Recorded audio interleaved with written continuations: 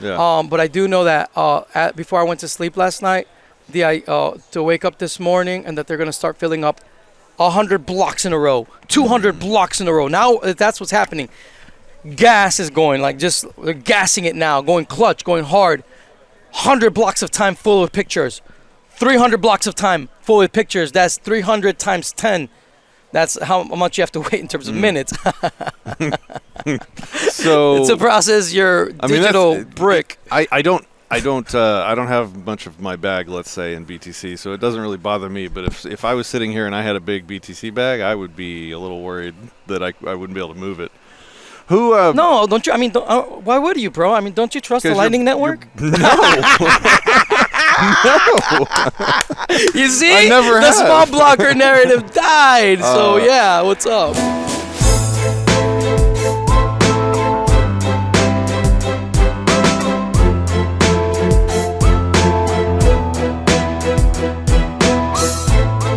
Greetings, Cyphers. Welcome back to Anarchast, your home for anarchy on the internet. I will be Patrick Smith today. I have the Raphael with me. How are you today, sir? I'm doing great, Patrick. Thank you for having me. We are at Anarchapulco, baby. Anarchapulco. It is the time, and we're getting to do these on-location interviews, which are my favorite.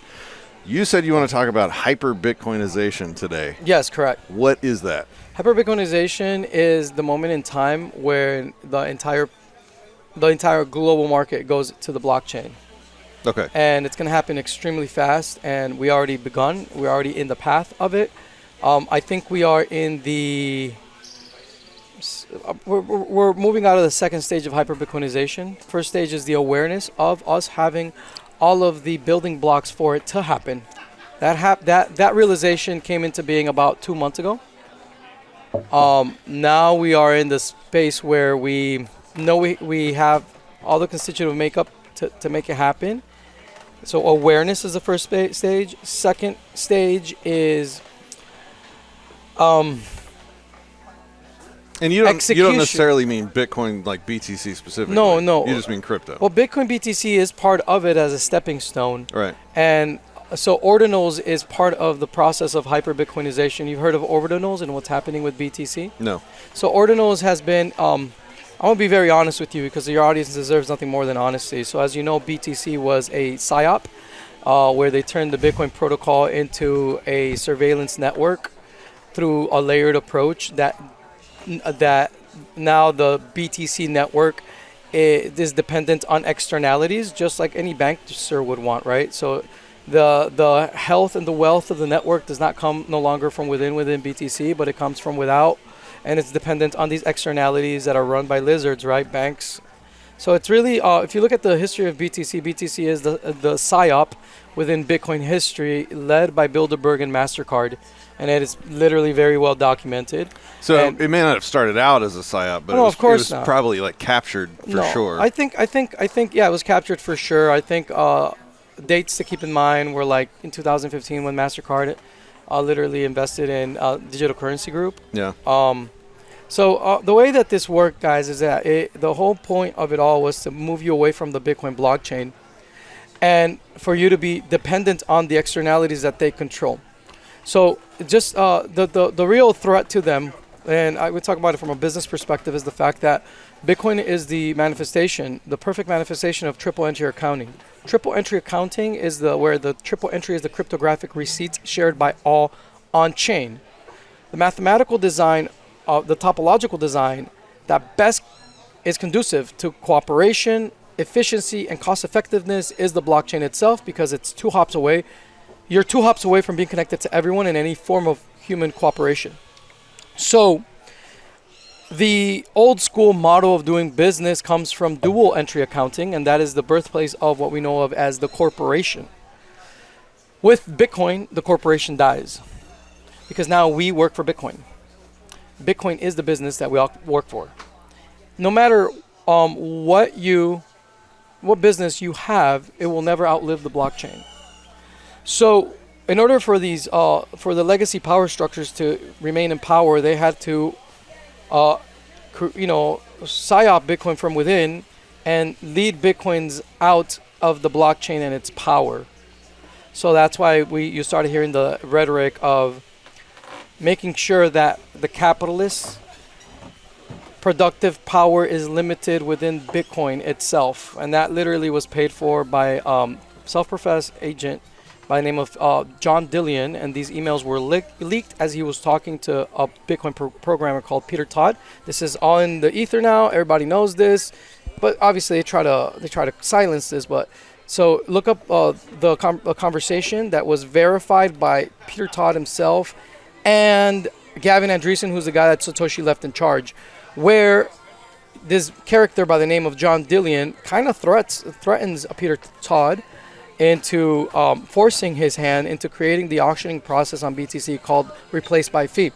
John Dillion also led the propaganda for limiting the capitalist productive capacity of Bitcoin miners to 1 megabyte by funding the creation of the first propaganda on YouTube for this PSYOP. So what's happening now is that Bitcoiners like myself have never given up on Bitcoin and its fullness. And so we see that we have the ability to, they left the hole open. The Bitcoin structure itself allows us to do everything we want, really. It allows us to engage with computational power in a way we've never seen before. It allows us to engage with big tech and data itself in a way that not even Google, Facebook, or Amazon are capable of, because we can use proof of work to protect our data in a way that is capitalist driven, as a meritocracy of value where we use proof of work to protect big data. So we take away that monopoly from them where now everyone can compete. So what's happening with Ordinals is that the big blockers of Bitcoin, like myself, we are simply waging a war with art, and we are filling up the BTC blockchain with pictures right now. One picture of 4 megabytes fills up the entire BTC blockchain, and as we are talking right now, they will be doing now minting series of 100, 200, where every 100 blocks are going to be completely full. And guys, we're just doing art and having fun. We're following the rules of the game. And guess what we just did? We completely DDoSed. It sounds like a DDoS. No, we're just doing art. We're just doing art. We love art. We love art. And now, within a matter of 48 hours, everybody in Ethereum, everybody in Solana, everybody in BSV started running BTC full nodes. Oh, I wonder why. What happened, guys, is that the small blocker narrative has been done with. It's Bitcoin core narrative. It's over. It's done. That MasterCard investment, that Bilderberg investment is over. It's done. It's done. It's the cat's out of the bag. Now everybody in BTC is looking to this capacity within BTC itself. So the whole narrative of that Bitcoin is digital gold, digital cash, that we must use the Lightning Network to scale, that we need to depend on these externalities, all of that is dead. That narrative died. The small blocker narrative died. How? What killed it? Art on the blockchain. Okay, so isn't this highlighting an important weak point in open source software? No, not at all. That it can be captured in this way and no, turned, not at all. Why not? Because actually the opposite is true. If anything, it shows you the strength of the Bitcoin protocol in its original design at scale. That Bitcoin in itself is almost like a mathematical symphony that adds up to the protection, security, and growth of human creativity and value, and you can't stop that. And what these people funded by AXA, the guy leads Bilderberg, and MasterCard, what they did, they tried to shut down Bitcoin. And the whole PSYOP that I explained, they put a lot of money, a lot of effort into telling people that they should only focus on the bit aspect of Bitcoin. I'm sorry, the coin aspect of Bitcoin. Mm-hmm, you can only, for them, they just wanted everybody to focus on the coin aspect of Bitcoin. But I'm sorry, Bitcoiners like me, renegades like myself, will never give up on Bitcoin. And we're completely embracing the fullness of what Satoshi gave us, all of the opcodes, and we've embraced from day one, and we still are till this day, the bit aspect of Bitcoin. It's computational power. And so we right now are using BTC as a sandbox. Now BTC is our sandbox. Because BTC, by its name, reputation, and network effect, gives us a good understanding of how the world that is going to come to the real Bitcoin in less than 24 hours. It's going to happen. We're just, BTC right now is just a sandbox for big block Bitcoin BSV. And I'm just, that's the honest truth. Because So I can why sit fight here for Bitcoin and not move to one of these other coins that maybe have better tech, better privacy? Because Bitcoin, in spite of it being the first technology for a truth ledger, an honesty machine, a book that can never be burned, and a system that can never be censored, we need an honesty network, and that was the genius of Satoshi. Okay. Bitcoin serves a purpose in that we are going to, no matter what happens in this world, we're still going to have a public space, right? You can have your privacy. I'm all for privacy. The Crypto Vigilante, we love privacy. But there's still going to be a place for dialogue, a place that's public. And for these public applications, that is what Satoshi created Bitcoin for, is for us to be able to cooperate peacefully in a way that is truly decentralized. And when you have true decentralization comes from something that is market driven, not centrally planned.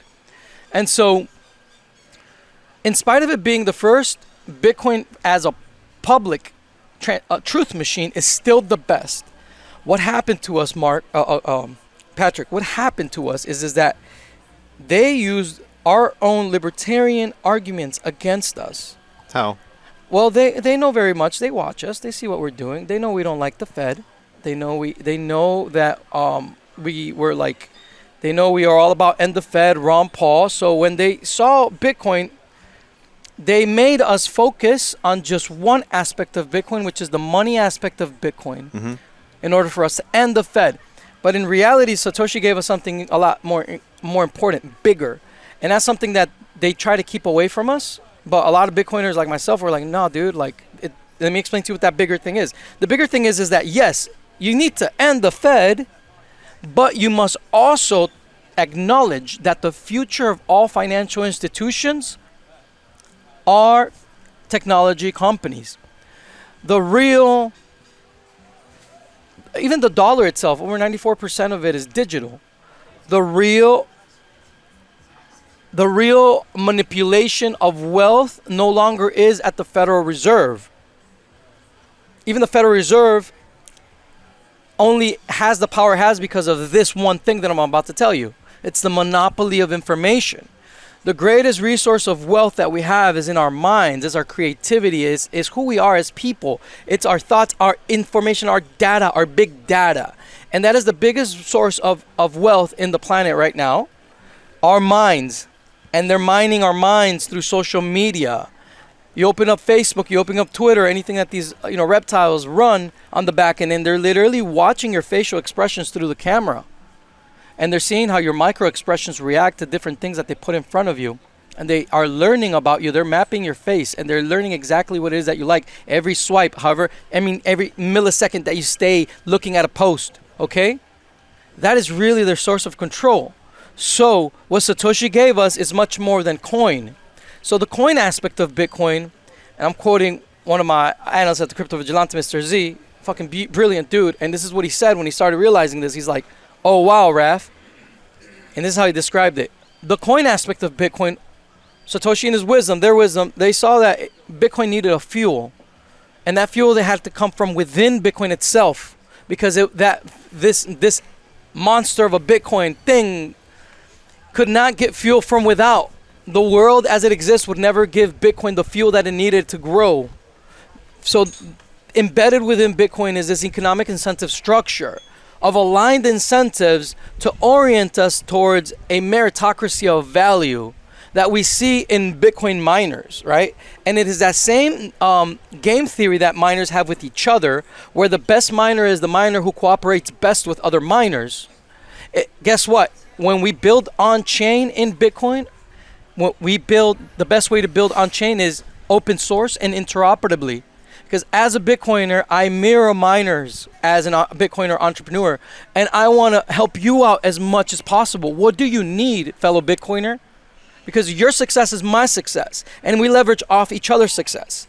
And every tool that I create and my friends create on Bitcoin's original design are open source, interoperable, and on-chain, because the corporation died with Bitcoin. Okay? This is triple entry accounting. The blockchain killed the corporation. We work for Bitcoin. Bitcoin is per se the company, if you want to say it like that. No matter what business we create on-chain in Bitcoin, any business, any corporate structure, it will die eventually, and the blockchain, the Bitcoin blockchain, will live on. So the smartest thing to do for us, again, is to build on-chain interoperably and open source, and we invite everyone else to do that. And when smart people start coming into BSV, Bitcoin's original design, and they start building, they're going to see our tools and they're going to build on top of it. And it's this open source ethos that is just going to, nothing's going to be able to compete with this. Okay. So what's happening in BTC is is I would say the second step of hyper-Bitcoinization, where people get excited for finally seeing a little bit of Bitcoin's computational power. People that don't know anything about this, that were not around during the Bitcoin civil wars, and they just rush to BTC because they see, wow, Bitcoin's waking up, and then they're going to run into a wall that these central planners impose on that version of the Bitcoin network, a wall of 4 megabytes. And they're going to look around, and in the meantime, what we did in Bitcoin's original design is that now we don't need exchanges anymore. Let me tell you, next step of hyper-Bitcoinization. Next step of hyper-Bitcoinization is that when people look around, they're going to see that onboarding is for free now. We fixed the onboarding problem. Because in Bitcoin's original design right now, as it stands... By onboarding, do you mean... No, you don't need to buy Bitcoin to use fiat? Bitcoin. Oh, okay. No need to trade your dirty fiat for Bitcoin. Okay. No. So what we do now is, it costs 1/300th of a penny to post on Bitcoin's original design, BSV. 1/300th of a penny to mint an NFT, meaning that I can, with $300, that gives me, I just subsidized 20,000 NFTs on chain, meaning that I can invite the entire world of the artist and say, use Bitcoin's original design for free, and you trade your creativity for Bitcoin. No longer do you need a KYC AML exchange. No longer do you need any third party. You bring your own creativity, as you can be anonymous. Give your gift to the world on chain for free and get paid in Bitcoin. I don't know much about BSV either. I stopped following the BCH wars. What happened with BCH? What's the status there? So BCH to me was they fell for the psyop, and they just focused on the coin aspect of Bitcoin, and they try to better it. But I think Bitcoin Cash really fell hard for the psyop, because they in a sense wanted to focus on the coin aspect of Bitcoin so much, which was a very honest endeavor, but they completely ignored and did not care for the computational power of Bitcoin. When you say computational power, like, give me a couple specific examples of what you could do with it. Store art. Store bits on chain. Okay. Any type of smart contract from Ethereum is possible on Bitcoin's original design. Okay. Anything you've seen in any other blockchain. Okay, I'll give you an example. So Bitcoin's original design, the UTXO model, is something else that these lizards hated, because the UTXO model does not change the global state of the network after every movement on the blockchain. Whereas in Ethereum, that uses the account-based model, every time something happens in Ethereum, it changes the whole global state of the network. Meaning that Ethereum is more like a bus station, that the more passengers that you get, imagine if you own this bus station, the more passengers that you got as clients, you have to build a bigger bus. Every time we need to fit more passengers, take the bus to the shop and make it bigger. That's insane. That's crazy. That's not how you scale. That's the account-based model of Ethereum. What Satoshi gave us is known as parallel scaling or horizontal scaling, meaning that you own a bus company, but you get more clients, and what you do is you simply just buy another bus. You buy another bus. You buy another bus. Just buy a bus. What does that mean in technical terms? That we can scale with the same rate as Google, Amazon, and Facebook in Bitcoin's original design. Okay, with like BSV Yes. mining is what you're talking about. Bitcoin mining, yes, Okay, correct, okay. yeah. All right. And what's the mechanism for that? So the miners mine multiple blocks at the same time, or what? so the miners, Like how does the bus analogy fit to the miners? the miners just, since there are more of them, they just clear out the entire mempool at the same time. Oh, okay. And the computational power itself, you would have to buy hard disks themselves, computers themselves to compute, right? Because mining itself, it just does the hashing, just does the proof of work itself. So we are at the cusp of this really accelerating, and so the objective has been accomplished.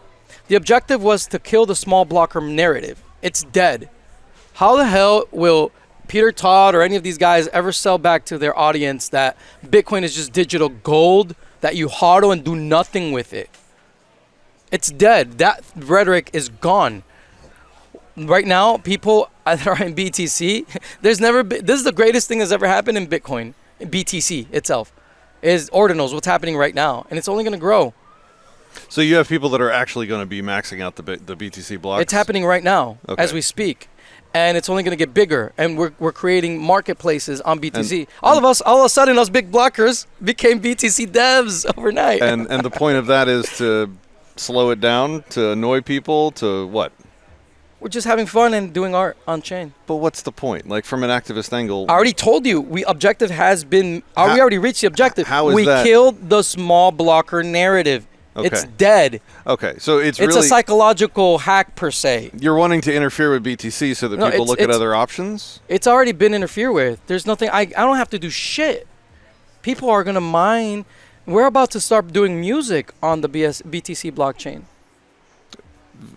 To the end of slowing down people's ability to do transactions so that they look at other options. To highlight the weakness in the BTC algorithm. Pretty much, yes. Okay. Yes. I got it. Yes. And so, what if they just bump the block size? I mean, the thing is that they have no other option now. The thing is that we are all big blockers now. They bump the block size and you win. Exactly. Because now they're playing in my territory. Right. They're playing in the big blocker Bitcoin territory, and all I have to do is just move everything that I built on BSV to BTC. If they were smart enough, that's what they would do, and they would compete with us. But the fact is that we are 10 years ahead of them in understanding Bitcoin's computational power, where they have been expending their time on dead ends, leading people to literally enslavement networks like the Lightning Network that they impose on the people of El Salvador, which is nothing more than a banking 2.0, actually worse because they're pretending to be cypherpunks, and it's just a mass surveillance network for centralized liquidity. So I have a friend working on developing stuff for Lightning right now, so I want to know more about that. I'm sorry about what your friend's doing. I feel bad for him. I was never bullish on Lightning. I thought you're trying to bolt on a solution to something that should have been super man. easy. So tell me though, specifically, like why do you say those things about Lightning? Because it's so think about the internet right now and how easily it is to get like quote unquote hacked, and all we do is send information, valuable information, right? But now imagine a mesh network, right? That's what the Lightning Network is. But now you're sending what they claim to be Bitcoin, because I don't even call what they transfer in their Bitcoin. It's simulation BTC, okay, which has value. What it happens is that the architectural design of this network is one where you don't have finality. You don't know when you'll have finality. It can be 50 hops, 100 hops, 2 hops. So there's no way of routing these transactions. Remember when I mentioned that the architectural design of what Satoshi gave us is mathematically the most perfect design for a network, because they were 2 hops away through the blockchain to be connected to everyone. We don't need a central planner to oversee our transactions. The blockchain itself secures the finality and the routing of transactions just by using 2 hops. I send money to you, which is at the same time registering it to the Bitcoin network. 1 hop, 2 hops, everybody has it, okay? The Lightning Network is like, bro, you don't, and on top of that, they lied to people and said, well, Lightning can give us privacy. That's even worse, because imagine, are you gonna trust an anonymous node on Tor when they can just like steal your Lightning? So you're opening... Or publish who you are or where you came from. Dude, you're literally opening yourself up to like all forms of Sybil attacks with the Lightning Network, and it's never gonna work. And look, at the Monero community because Monero people are honest small blockers that agreed 100% with BTC. And Monero people, Pirate Chain people were like, yes, we should focus on the coin aspect of Bitcoin. That is very important. And everyone in the Libertarian world were like, yes, you're right. It is the most important thing. And the Fed, we need privacy by default in order to have fungible digital currency. Yes, we must have that, correct. BTC lies to people to this day and said, well, not anymore because we killed their narrative.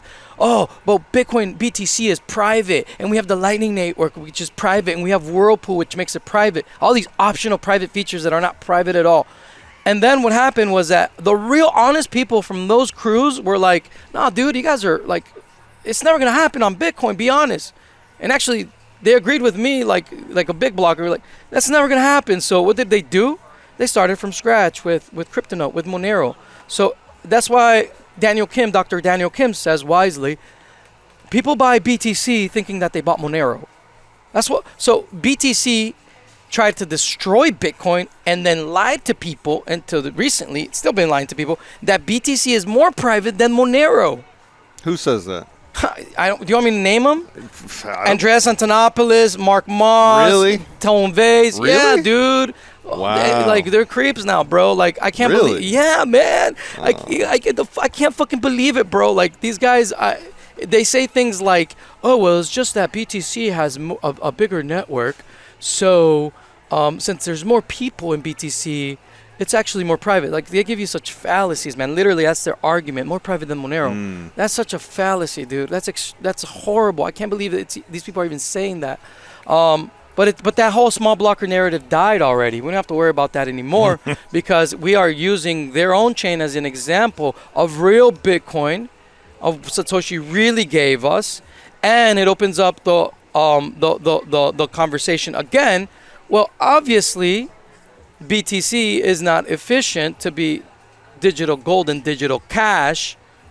Then what is? And if you add the premise from that comes from honest early Bitcoiners that went on to create Monero, that is, if you want digital gold, digital cash, you must be fungible and private by default at the protocol level. Therefore, if what you guys were selling the world as BTC is truly Monero, then we should expect a giant rise in the price of Monero in the next couple months when they start realizing that they were lied to. The people that bought BTC thinking that they bought Monero will be going to Monero. Okay? And then since we exposed BTC and we killed the small blocker narrative that the Bitcoin protocol can do more, then people will be going to other alternatives. What is it costing to fill these blocks with art? Is it something that's sustainable? Yeah, it was costing around $20 when it started, and then last night I was looking at it. I think it's like $800 right now. Whew. Per block that you need to fill the block. Yes, yeah. To fill the block is $800. So if I want to mint a series, $800. So how many blocks are you successfully filling? Like what me? percentage? Or not you specifically, but people doing this art thing. Are you getting like 10%, 50%, 80%? Do you have any idea? You know what? I've been in Anarchapulco, dude, and sure. I fall behind. This is happening so fast. I keep falling behind on news and stuff. Yeah. But I do know that before I went to sleep last night, to wake up this morning and that they're going to start filling up 100 blocks in a row, 200 blocks in a row. Now that's what's happening. Gas is going, they're gassing it now, going clutch, going hard. 100 blocks of time full of pictures. 300 blocks of time full with pictures. That's 300 times 10. That's how much you have to wait in terms of minutes. So it's a process your digital brick. I don't have much of my bag, let's say, in BTC, so it doesn't really bother me. But if I was sitting here and I had a big BTC bag, I would be a little worried that I wouldn't be able to move it. No, don't you? I mean, why would you, bro? I mean, don't you trust the Lightning Network? No. You see? I never the have. small blocker narrative died. So, yeah, what's up?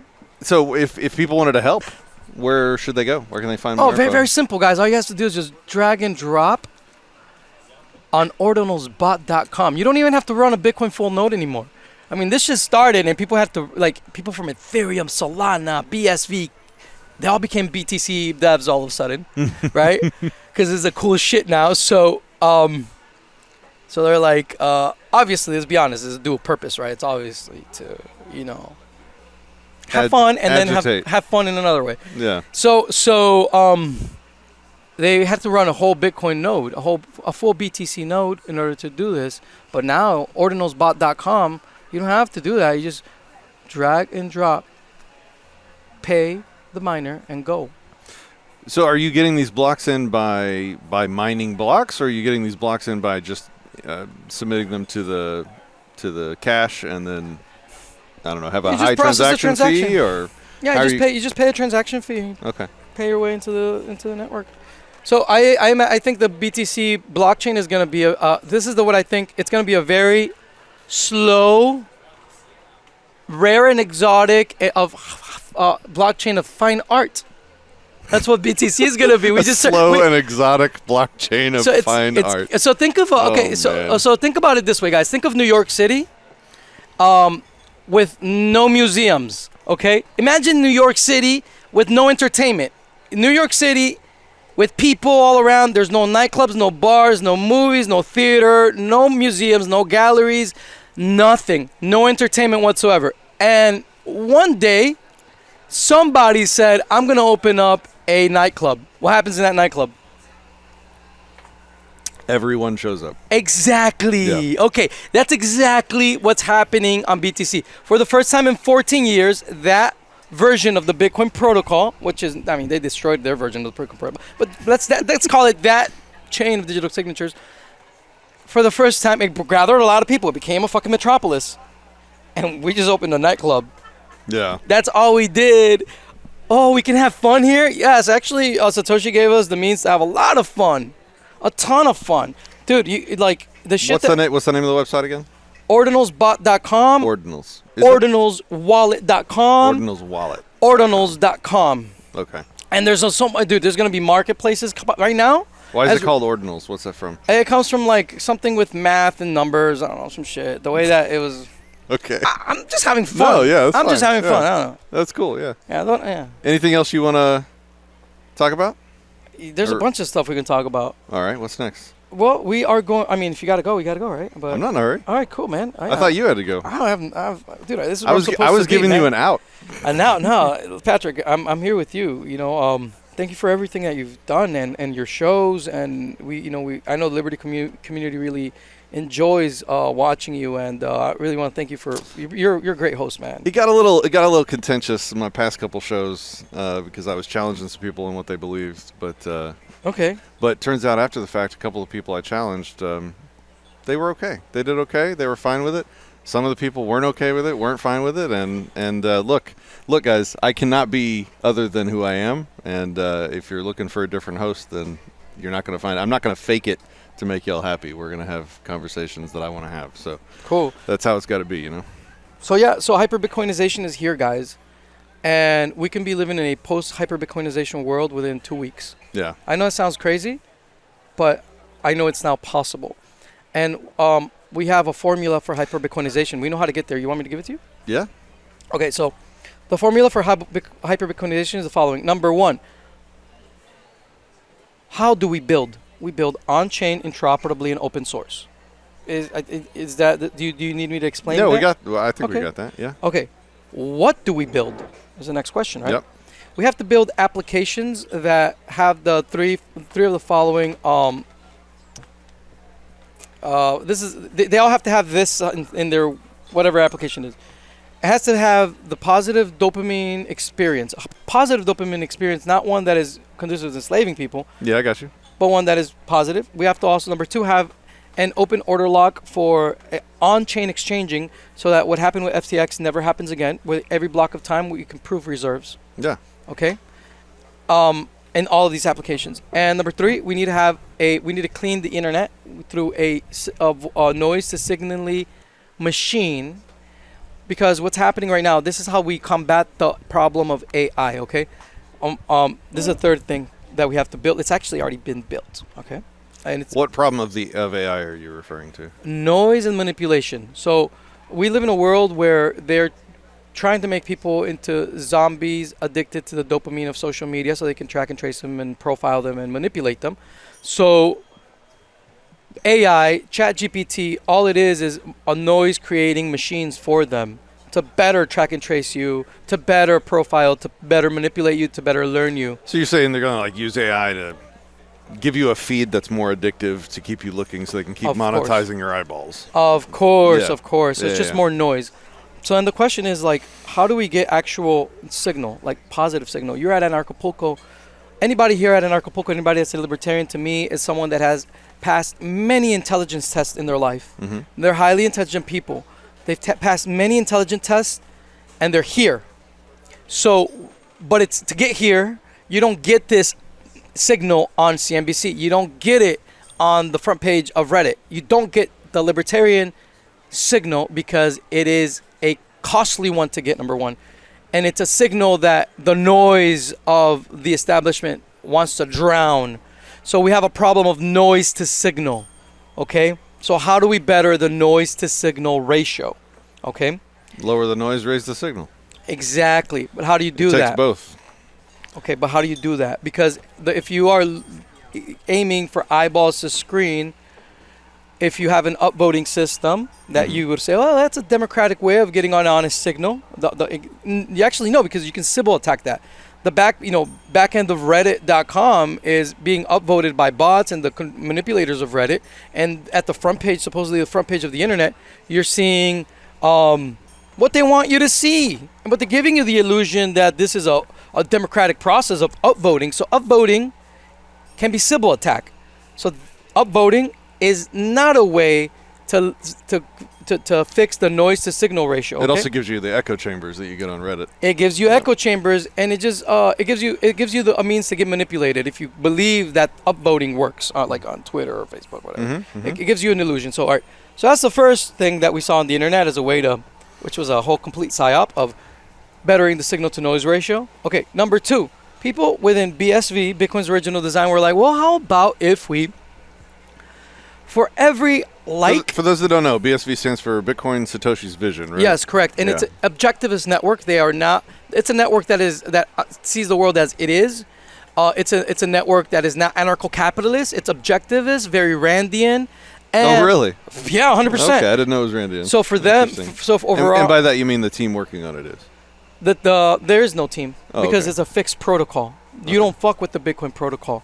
Okay. Bitcoin Cash and BTC fucked with the rules of the game.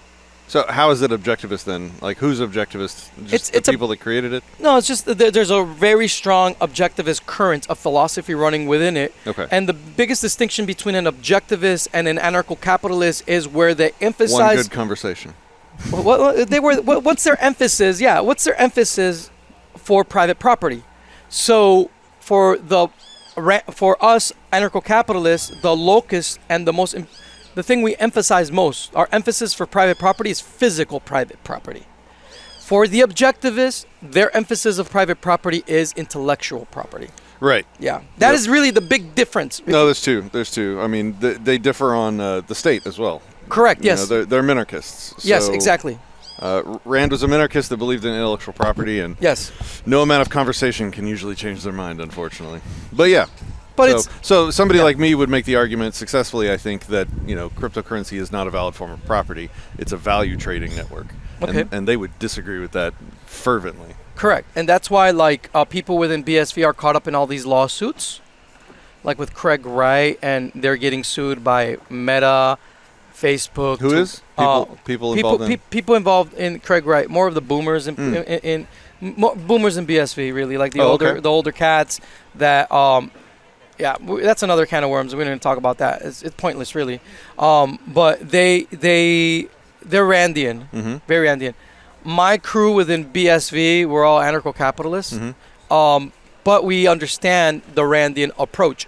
The Randian approach has its place within Bitcoin because we still live in a world of government law, and the older cats within BSV, that network, they're engaging that world, which I respect that. You know what I'm saying? Like, and yes, they're embracing government law because Bitcoin is not a private by default network, and and there is this world of violence that comes from governments. So hey, somebody's got to deal with that shit. You know what do you mean that they're dealing with it or engaging with it? Are they because when forming companies that I don't know, they're holding on to the corporate structure. They're Randians. Okay. They're minarchists. Yeah.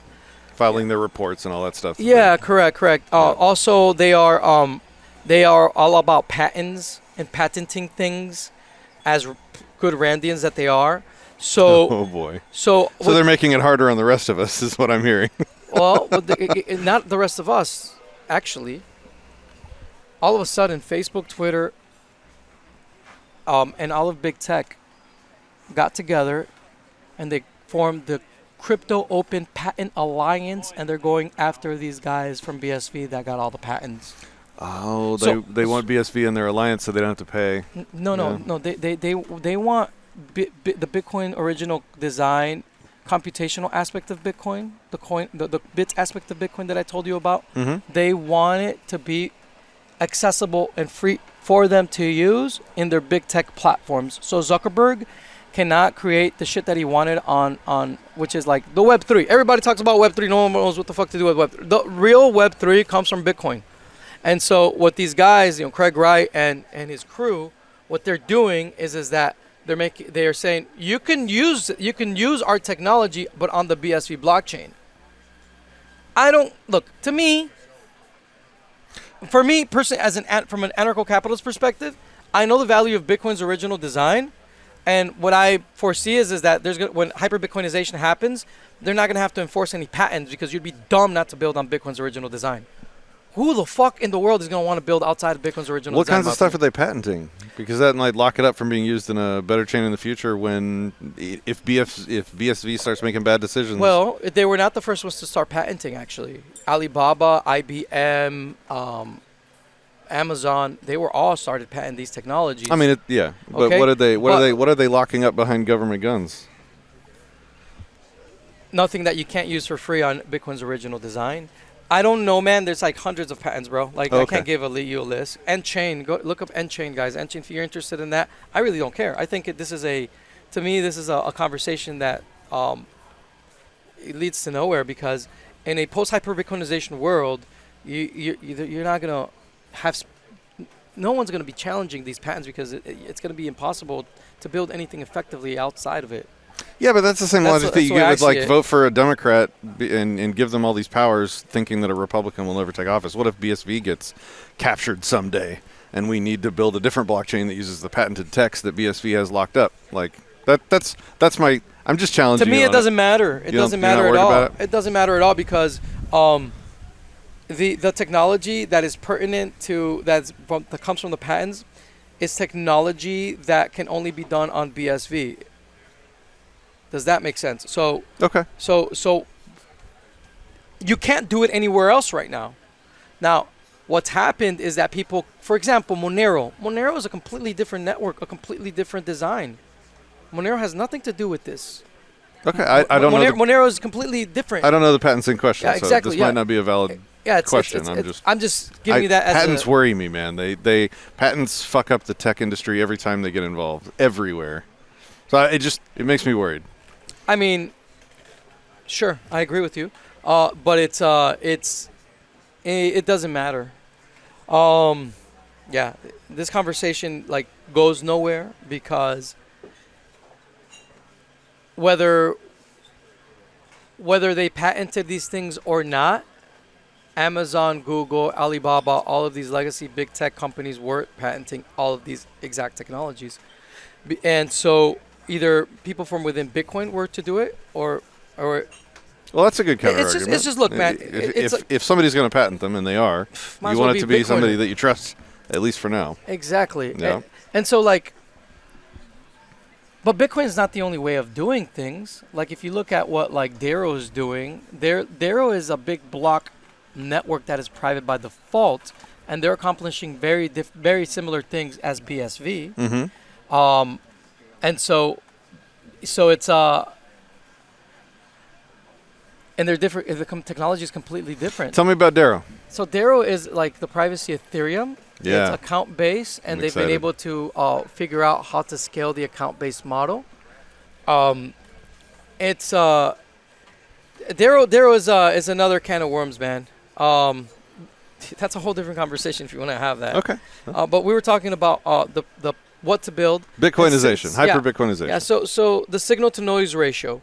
So within Bitcoin's original design, within Bitcoin itself, we found that we have the answer to bettering the signal to noise ratio by means of using Bitcoin energy and using that energy to back up any content on the internet. Let me explain this to you. So remember what I said to you, that someone can, on the back end of Reddit, can make you think that these things were upvoted, so that's the first thing you see on Reddit. I remember I told you that Bitcoiners try to solve this by, big blockers like me try to solve this by sending like a penny per like. It was like a penny per like. So now, since we're using money for liking, it's going to be harder to Sybil attack to manipulate the network. But we could quickly realize that I can spin up 1,000 Twitch accounts, for example, and have one account that I choose as like, all right, that's going to be my Rockstar account.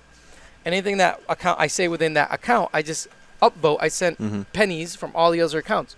And so I make the network think that that one account of mine is very popular.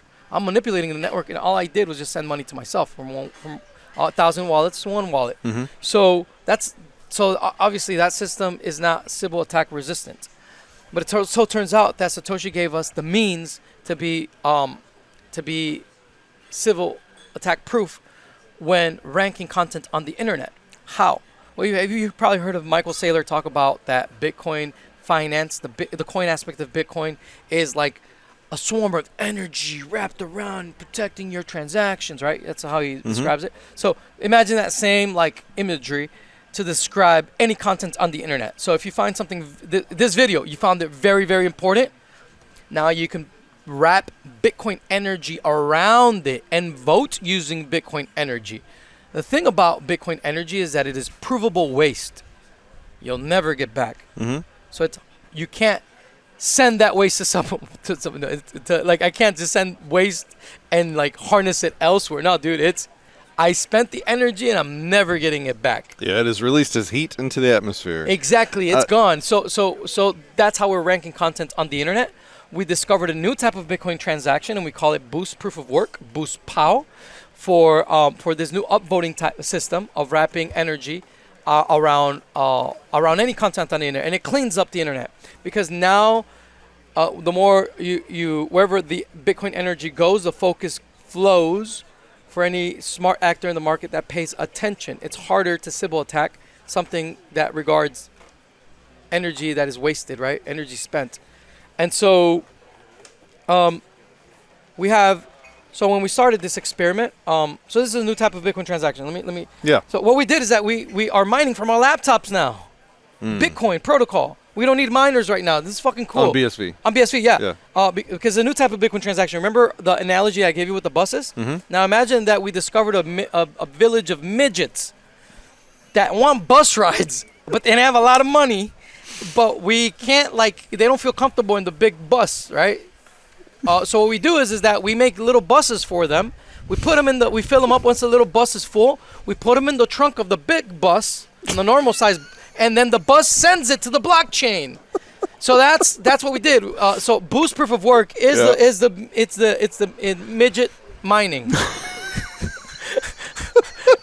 and so we're gonna get so many midgets of this new type of Bitcoin transaction that so cool. So still obviously the miners, the big ASICs are the big buses are the ones that earn the block reward. Yeah. But since we have this new type of Bitcoin transaction that we're hashing, that we're putting together, constructing for these little buses, we get the transaction fees as miners for those little So we get the transaction fees. It's like micro subdivided transaction fees. Gracias. Muchas gracias. Muchas gracias. Exactly. So we get the transaction fees. So yeah, anybody can mine Boost Proof of Work. Everything that we build is on-chain, open source, interoperably. If you want to see the API, go to pow.co/API.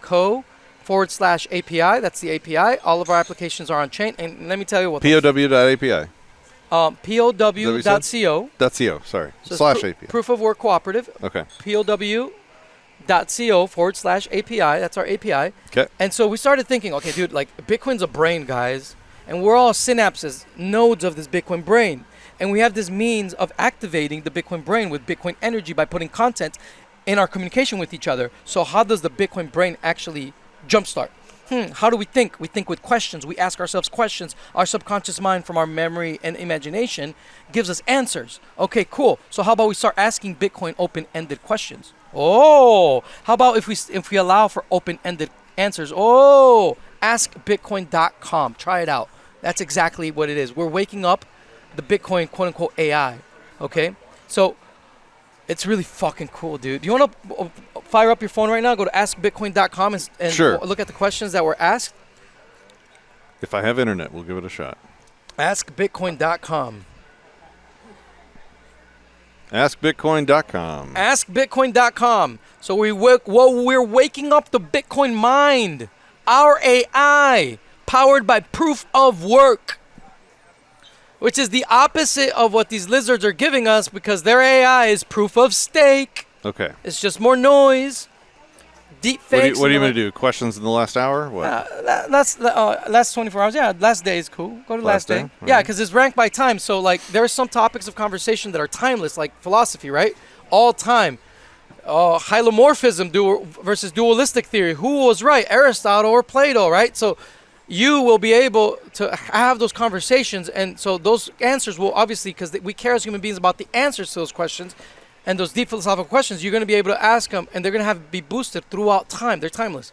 But there's things that are happening. Okay, so this is like is this AI or is this a social aspect? No. So it's What's all happening anonymous. here? It's all anonymous. And so, so somebody in the most boosted question in the last 24 hours was, what do Bitcoiners need most right now? Let's see what the hive mind of Bitcoin intelligence answered.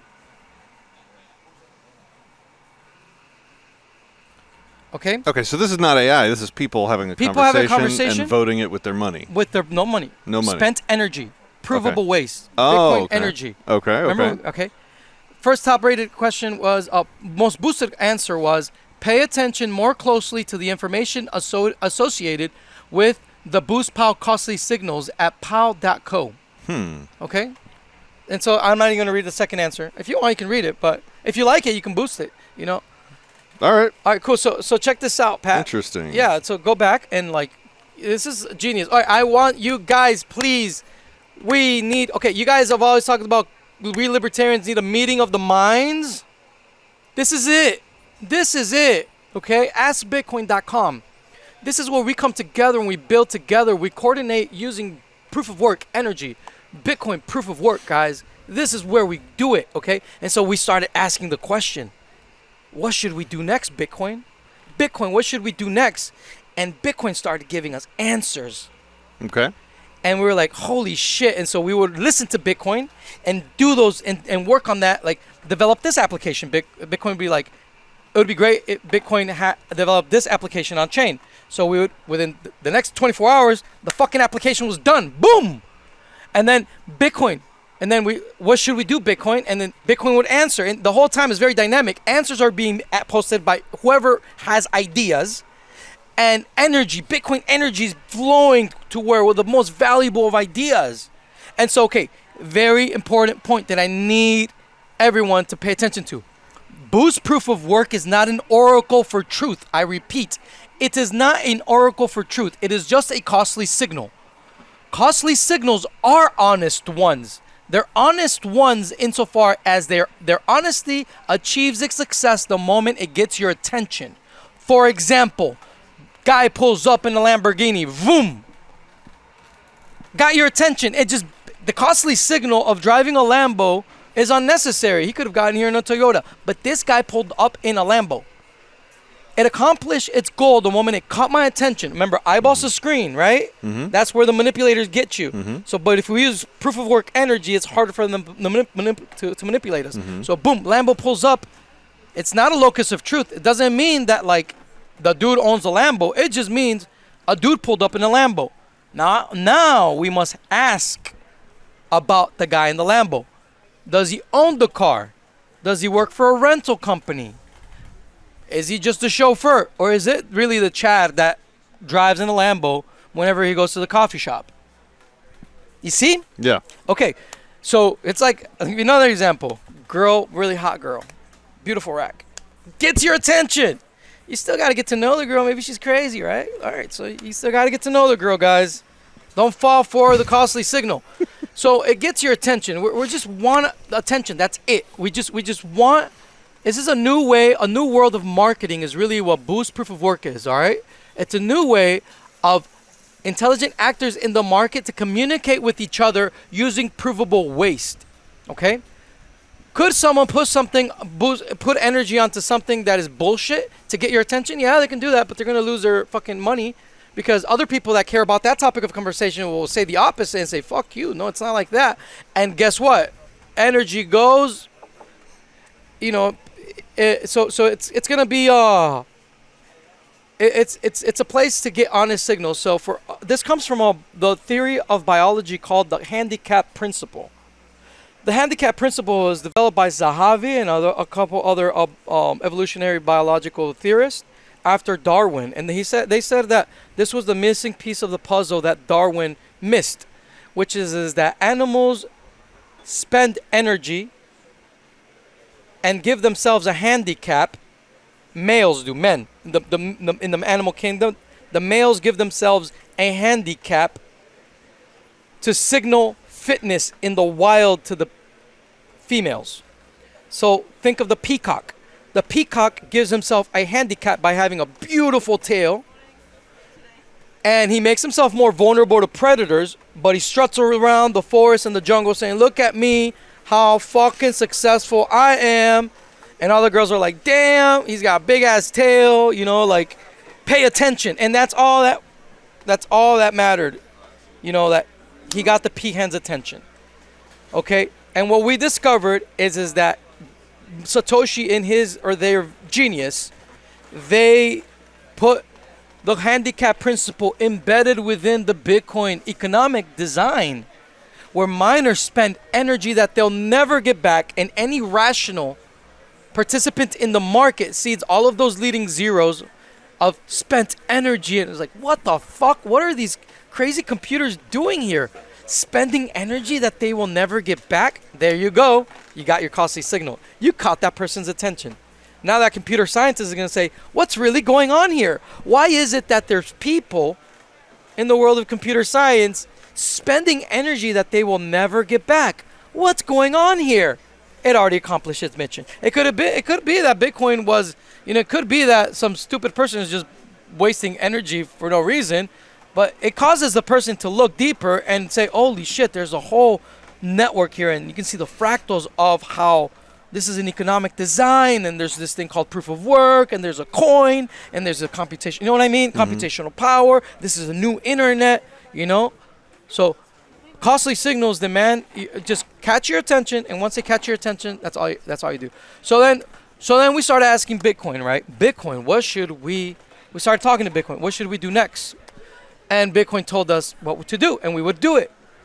And then we kept asking, and that in itself became a whole new website called palco.dev. And so palco.dev is connected to GitHub, and it's soon going to be connected to GitLab, and all of our code is on chain as well. So now our philosophy is that everyone in the world is a Bitcoin developer that is capable of contributing to the building of Bitcoin on-chain economy itself. How? You will be able to, everybody, all you have to know is know how to use GitHub and not even know how to write code. All you got to do is this, guys.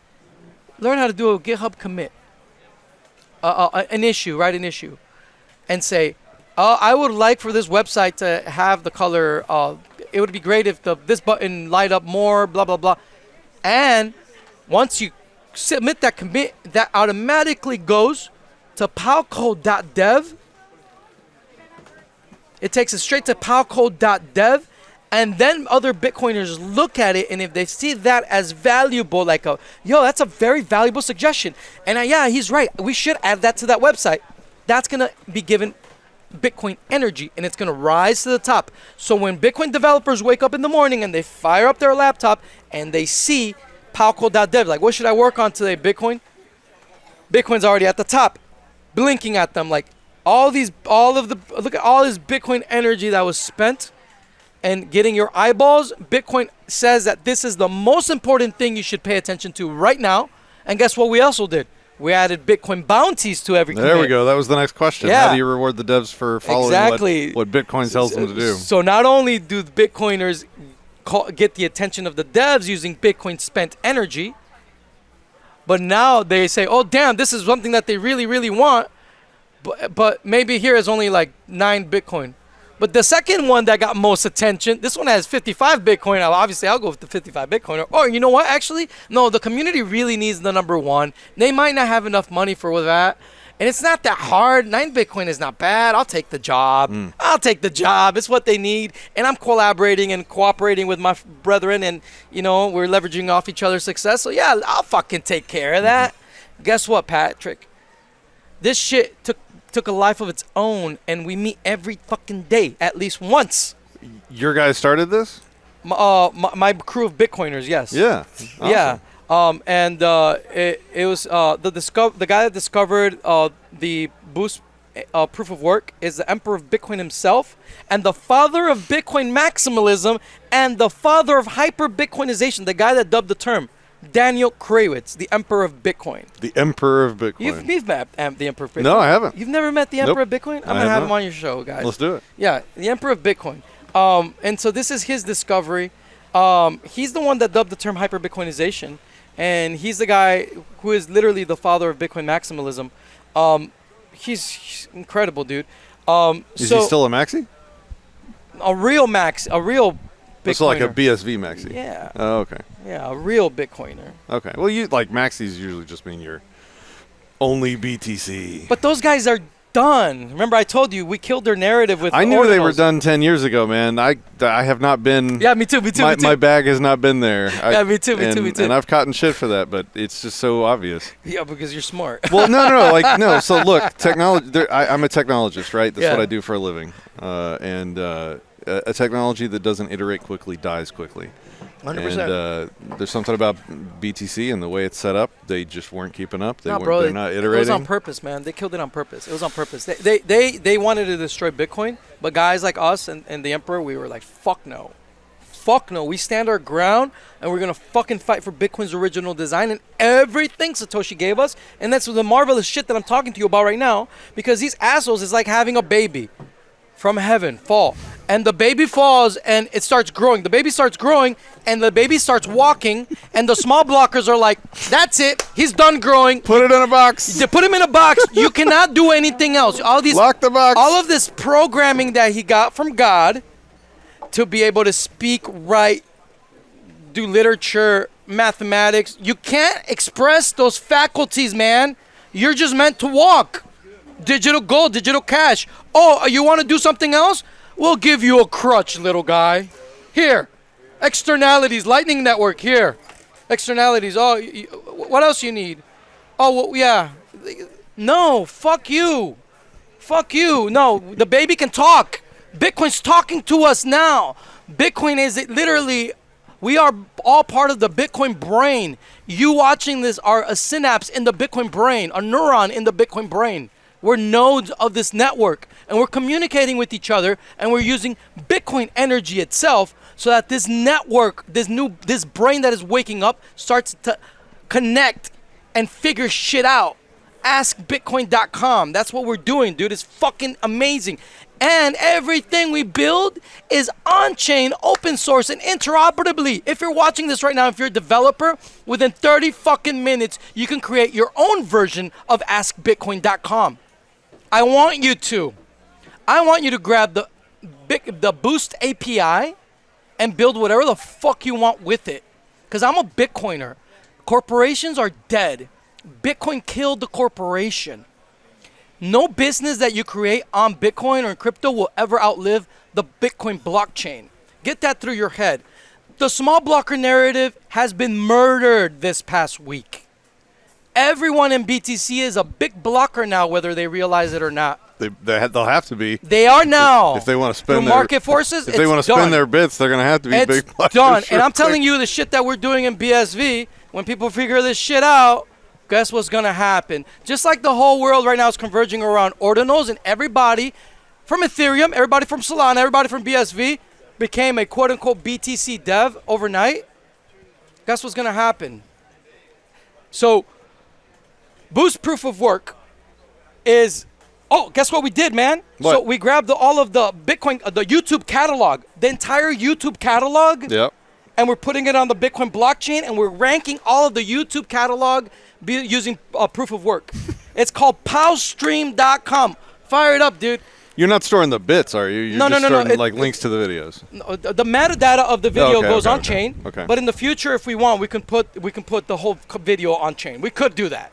But if it's market demands it, we'll do that. So we're putting the metadata on chain, and we're ranking the videos using spent energy provable waste. So it's extremely enjoyable, dude. It's like, you've ever you can remember a time before the internet, right? Yeah. And I remember when I was a kid, I'm like, dude, I can't wait for the internet. And I can imagine my mind expanding and growing and encountering new worlds and new ways of thinking and growing as a person, right? And what we got was this shit fucking lizard thing that manipulates you, tracks you, traces you, that robs you of your human dignity. Yeah. And that just wants to turn you into a zombie of dopamine. So when you, fire up your YouTube and then fire up powstream.com. Okay. And when you engage powstream.com, dude, you'll see what Bitcoin wants you to look at.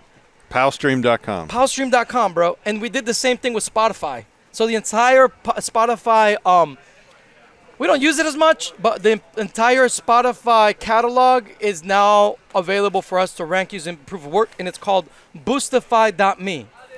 We got a lot of homework to do, guys. There's like 17 websites we got to go look at after this. We even did something for like the MAGA crowd, for like the Trump. Okay. So we just did boostpatriots.win. Okay. So we grab all of the fucking MAGA shit from the internet and put it in one place and have it ranked by Proof of Work. We're just having fun with this. We're just making, literally, it was a point that we were doing like an application every day.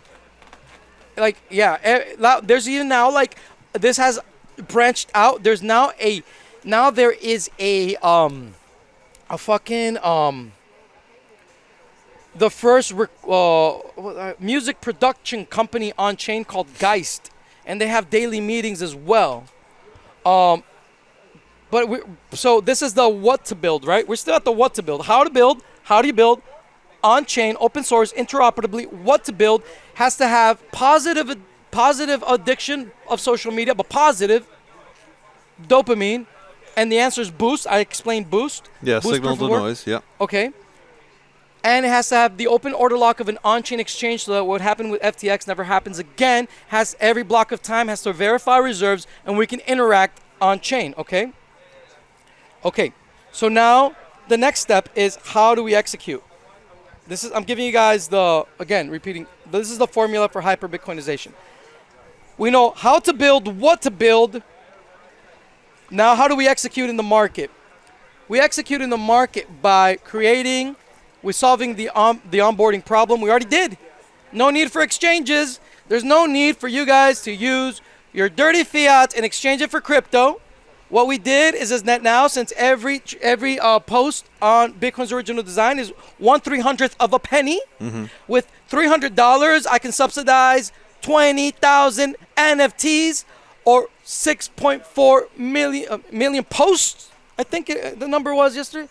6.4 million posts. I think I have to look at the math here.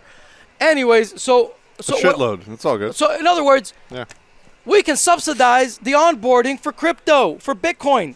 How? Because of the magic of microtransactions. This is what they try to steal from us with these assholes from BTC. That's why we had to murder their fucking narrative, like we did this past week with Ordinals.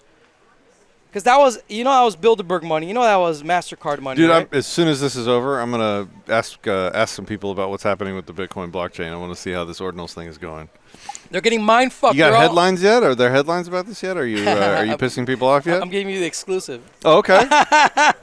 Oh, nobody knows yet. The only one that caught on to it right away was Jeff Berwick. Okay. He was looking at me like, you motherfucker, you took down BTC, didn't you? And I'm like, and so yesterday I opened up to my team, and you're getting the exclusive right now. Okay. Well, I'm going to have to get this episode out tomorrow then. Yeah. So look, man. We're all big blockers now. The small blocker narrative died. and so the onboarding problem. So it has to be 0 sats, 0 gatekeeping, meaning you as an artist, you come into the Bitcoin blockchain, and right away, you engage with it with no money. You don't have to put any money in it. You just put your money, you put your art, whatever you want, for free on chain, and get paid in Bitcoin. Isn't somebody just gonna post a bunch of shit and steal your money? I don't care. You know, waste your money, whatever. Dude, I don't give a fuck. Yeah. Dude, if 1/300th of a penny, you can use 1/300th of a penny and post as much shit as you want, by all means. Yeah. But I mean, they could automate it and like. I can. Well, how many pennies do you need? Waste all your money. Yeah. How many posts are you gonna make? I'm just saying, somebody's gonna automate it and waste all your money, right? So like, sure. Well, how many posts? 600 posts would be 2 pennies worth for me. Okay, bro. Yeah, sure. Yeah, have 2 pennies, motherfucker. Have fun. I don't think you're gonna go past 600 posts. Oh, you want to do 1,000 posts? Okay, here's more pennies. By all means. Oh, you're just making the network more valuable. Thank you. You know, you're just processing transactions for the miners. Thank you. Okay, we need an app that just takes one picture of him, transposes it into different colors, and posts it thousands of times. Just do it. Do it. And so the next part of the execution problem solution that we found is that the mint has to be the post. Okay. Okay? The mint has to be the post. No bullshit of like, I go to like do this and then blah, blah, blah, and I have to. No, when you post something on these new applications, the mint has to be the post. What do you mean by that technically? It has to be easy. Oh, okay. Every post on these new social media networks, on Bitcoin's on-chain, every post is an NFT. So think of Facebook, and every post demands that there be an NFT. So the NFT itself, as you know it, is just a picture. But that is just the gate. The picture is the art, the gateway into where we're going. If he's going to sell a song tomorrow, hey, buddy, you want to play a song? Play a song for us, man, in the background. So you're going to sell a song. You can't. I'm not going to buy your song unless you have a cool picture, dude. If this is a blank page, try to sell it on Bitcoin, I'm not going to buy it. It has to be. You have to be as good of a quality of like display on the art for your NFT, for your art, because we already have music on chain with Jamify.xyz. You have to have good visuals as well, right? Mm-hmm. And so there's so many cool shit that's gonna happen, bro. We're gonna have like okay, so the post has to be the mint, and the third part of execution is shit. I think I forgot. Give me a second. I gotta look at my notes. I feel like you're giving your whole talk here. I'm giving it. You guys need to know He is, it. isn't he? You guys need to know. You guys need to know this stuff. This is like extremely valuable. This is hyperbitcoinization, guys, and I want you guys, your Anarchast people watching, to be at the forefront of it, because most of the world, it's just gonna happen so fast that it's gonna be. Do you see how like fast like FTX dropped to 0? It's gonna be faster, and how fast now the entire world of crypto is moving into ordinals and BTC. Because of us giving, starting to use Bitcoin as an art gallery, BTC as an art gallery. So like, yeah, we did, bro. It's an art gallery, man. There's no wrong with that. Is there an explorer where I can see the art go by? Yeah, bro. Go to ordinals.com. Oh yes. It's all there, bro. Just open it, fire it up right now. Open it up as I'm looking at this. I want to see the art gallery that is Bitcoin. Yeah, oh my god. Bitcoin is a gallery for rare art, ladies and gentlemen. Ordinals.com? What was it? Mm-hmm. All right. It's a gallery for very, very fine art. It's Oh my god. Yes, seriously. Sir. Yeah. These are on BTC. On BTC, yes, sir. Jeff was the first one to catch on to this shit. He kept saying, man. What? Yeah, bro. 17, 16, 15, 14, 13, 12, 11, 10, 9, 8, 7, 6. This is like 20. Are these blocks? Yes, sir. Are these blocks that you have art in, yes, or sir. just? So you've had 20 consecutive blocks? Yes, sir. 20, dude. That's 200 minutes. Yes, sir. We're all big blockers now. Welcome to the club. Okay, somebody's got to be headlining this somewhere. Like you are the fucking exclusive. I'm giving you the exclusive. Christ, dude. I'm giving you the exclusive, fucker. I'm looking at it right now. This is not. Hold on. All right, so check this out, dude. Okay. And this is the last thing that it's gonna happen when you build these applications. So I say that there's no delay. Minting on the so the post is the mint. All right. So how to execute, again, number one was zero funded, community funded, 0 sats initiative, no gatekeeping, Just bring your creativity and sell it for Bitcoin, BSV. Second, the minting is the post. And third, check this out, bro. Check out what we're doing. I'm up to 60 blocks in a row. Okay, so are you telling me that nobody has gotten a fucking BTC transaction in 60 blocks? I think those like, are. What am I not? That can't be it. Bro, I am not keeping it. I can't give you an accurate answer because I'm here talking to you. This is just happening so fast. I know. I'm just I can fire up my phone right now. You can see my boys like Okay. having a rage or talking and screaming at each other as we talk right now. Like, Okay. watch this. I mean, I counted 60 consecutive blocks in a row. Just go to Google. Just go to Twitter Spaces, man. All right. And everybody's getting mind fucked right now. Searching Twitter. How fucked is BTC? What? Yeah, dude. There's always a fucking space happening on Ordinals. Look, right now. There's one happening right now. The mind fuck is happening. It's real, dude. Fuck Ordinals is the name of the space. Can they hear us? No. The worst part of it was is my impersonator only has 66,000 followers. I was like, are you kidding me? The disrespect! 66. Bro, I hosted a week of spaces just to celebrate 100K. Like, am I insignificant to you? They're going crazy. Do I not They're going matter? crazy. These motherfuckers. Like, what? Everybody's going nuts right now. Hyperbitcoinization mode is on, and BTC became a beautiful art gallery, ladies and gentlemen. Okay? The small blocker narrative is dead. And the real Bitcoin, people are going to recognize what real Bitcoin is. And let's keep talking about real Bitcoin, yeah? This is wild. Okay, yeah. That was uncalled for. All right. We're gone for 4 days. Now you're acting Here, out. should we talk to him live? No, fuck Do him. it. Do it. Yeah, Yeah, do talk it. to him live. Go for it. TD to Pride, if you know what I'm saying. Yo, T who? Ask them how they like Bitcoin becoming an art gallery. But these are all BTC people. They probably are like, I don't talk to them. Oh, okay. They're all just, this is the mindfuck crowd. This is not my boys. My boys, we know what's up. Right, but those are the guys that are going to be pissed off, right? Not really sure what's up with that. I mean, I see a lot of Ethereum people in there. Oh, okay. Yeah, but Maybe we should It's all good. we It's all can do good. a space later. Fuck it. But let me keep telling you about the real Bitcoin and Yeah. put you guys ahead of the fucking game. Ready? So, how do you build on-chain open source interoperably? What to build? You have to have the dopamine positive addiction to boost proof of work, the on-chain order lock so that FTX never happens again, and have all and boost POW and so what was the other one? Oh fuck. Order lock open so for the on-chain exchange. Okay, so how to execute zero sat initiative. Number 2, no delay in minting, so the post is the mint. And number 3, bidding happens automatically on chain. So you create something on chain. Okay, let's say you're an artist. You have no money, right? But you create something really fucking cool, dude, right? Really fucking cool. And I come in and I say, well, dude, I'll give you 1 Bitcoin for it, 1 BSV, take it. As soon as I buy your art, automatically, the rest of the world has the option to bid for that art or whatever you just sold. It could be your time. Let's say you're like a very awesome dude that everybody loves, and like you're like a guru, right? And you're like you're selling your time. Each NFT that you sell is like 1 hour of your time. Okay. So I just bought it for 1, but then oh my god, I was the first one to know, so I bought it for 1 Bitcoin.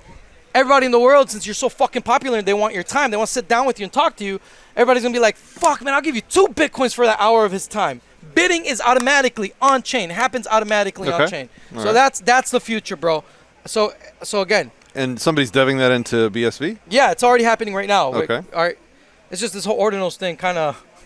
Well, this is kind of a big deal. Yeah. So again, zero sats initiative.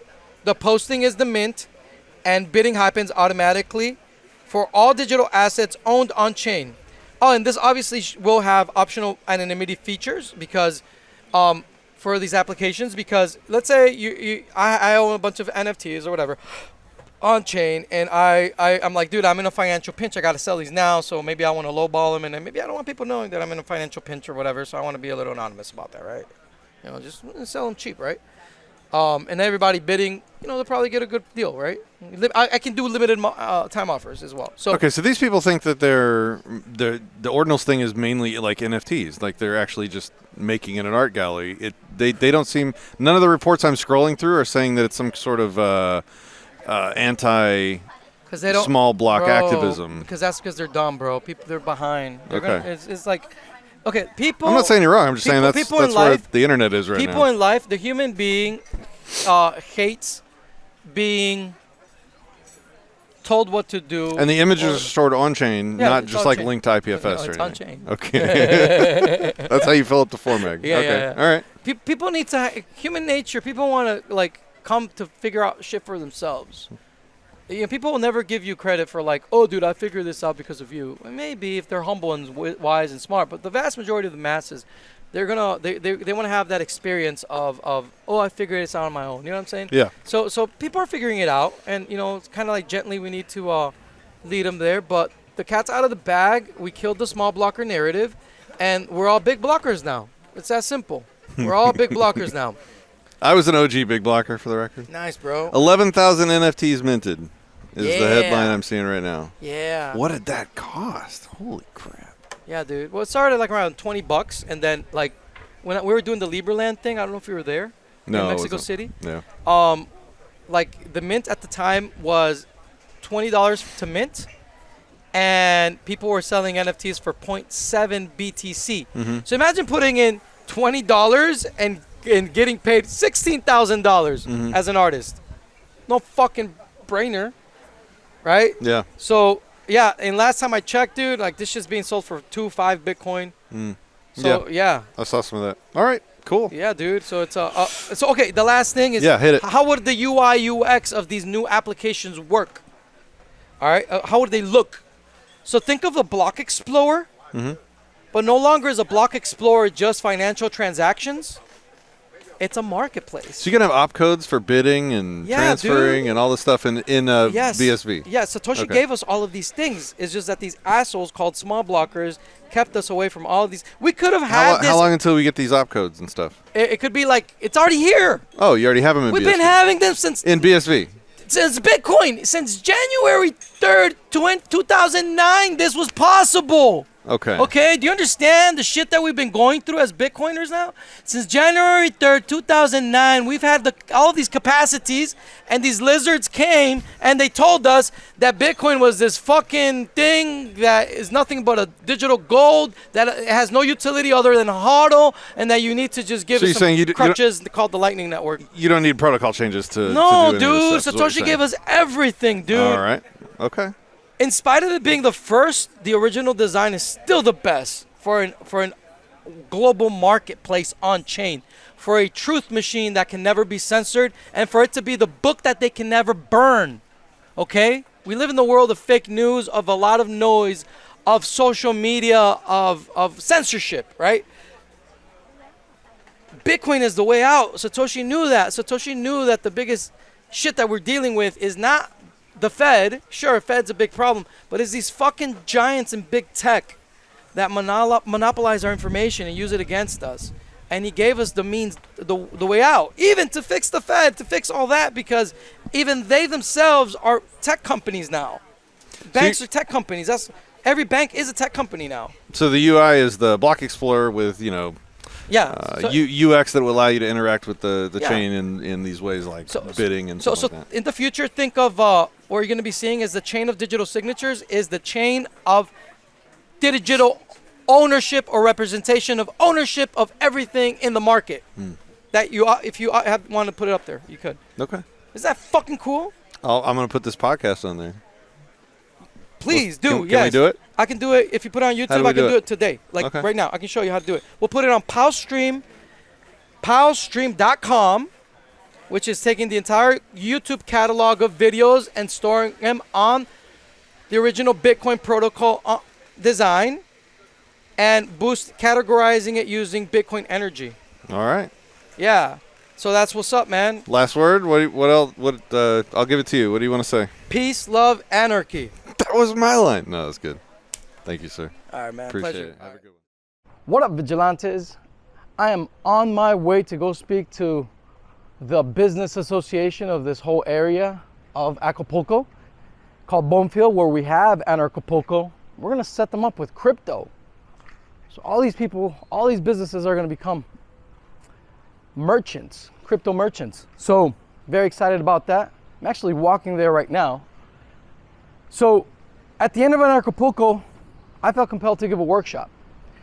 And it was really two workshops in one. One, it was on the topic of AI and how to respond to it as the crypto community. And we gifted you guys the tools, so open source, so you can learn more about how to respond to AI using proof of work. And the second topic of conversation is how can we onboard up hundreds of millions of users overnight into the crypto space? And that has already been solved. So go to this description. This information needs to get out. In my opinion, is probably the two most pressing issues of our time that are really, come down to just one issue. We need to reach hyper-cryptodization before AI takes over. And we have the tools. So we really want you guys to click in the description and watch this workshop. I did it at the end of Anarchapulco. After everything was done, I just felt compelled. I felt called to do it. In my opinion, it's the most badass workshop that I've ever given, because it has to do with what is, in my opinion, the two biggest issues in our time: AI and fixing the crypto onboarding problem. Both wrapped in one. You guys gotta watch it. I can't stress enough how important this workshop is. We're giving it away for free. So just sign up below, watch the workshop. This actually was a 3.5-hour workshop, and we broke it down to, there goes a puppy. And it broke down to after editing, it was like an hour and 30 minutes. So we trimmed the fat for you, and I hope you enjoy it. Peace, love, anarchy.